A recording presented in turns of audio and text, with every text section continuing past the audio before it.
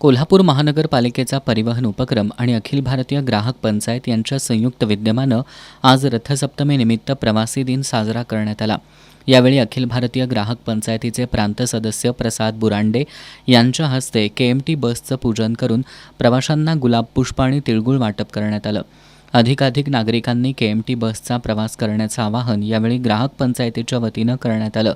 यावेळी वाहतूक निरीक्षक नितीन पोवार, अखिल भारतीय ग्राहक पंचायतीच्या कोल्हापूर शाखेचे अध्यक्ष विनायक वाळवेकर, उपाध्यक्ष कमलाकर बुरांडे, सुहास गुरव, सचिव प्रशांत चौगले, सूरज कुलकर्णी, रवींद्र घाटगे यांनी प्रवाशांना प्रवासी दिनाच्या शुभेच्छा दिल्या.